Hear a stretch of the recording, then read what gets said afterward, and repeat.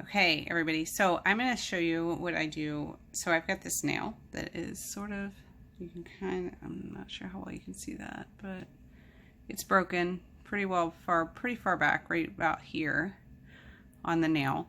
I will trim this back before I apply later, but I want to get something on there to kind of give it a little bit of extra strength before I apply my Color Street later. So what I use is these silk wraps.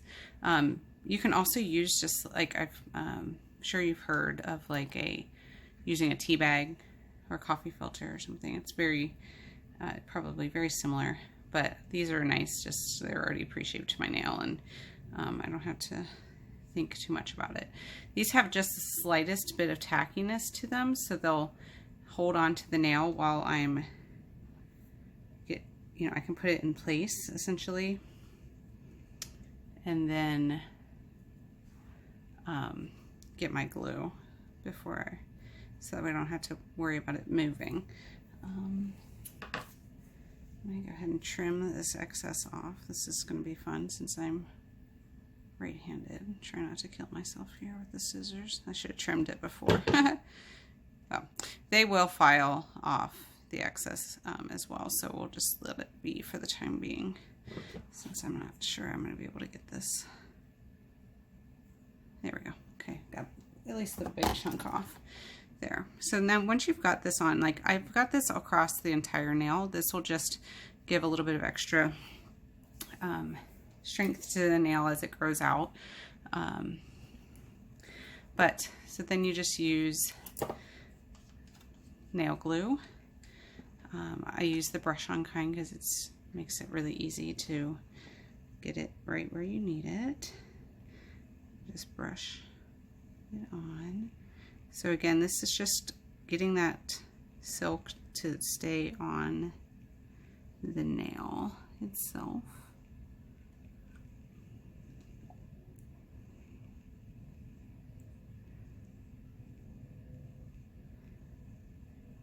Some of this glue will probably seep down into that crack as well as we're painting it on, which will help it give that strength as we go here. So that's pretty simple. It's obviously very wet right now, but what I'll do once it dries is file the edge. You can see it's a little bit too wide right here. I'll tuck it down in the edge, kind of tuck it around. Nail glue is very sticky, so I'm gonna stick my thumb to it, but make sure it's kind of pushed down so that way you don't have any lifting edges there. But I'll be able to file off this excess, and then I'll also just buff the whole edge because it's not smooth right now. It's definitely got a texture to it because that silk is textured. And then the glue doesn't do a lot to fill in that texture. So after that, I will apply a nail strengthener as well, just to kind of smooth it all out before I apply my Color Street. It's not a huge deal if you're applying like a glitter, but obviously if you would be applying a solid or something that would show some of the texture underneath it, it would be more important that you kind of get it very smooth before you do that.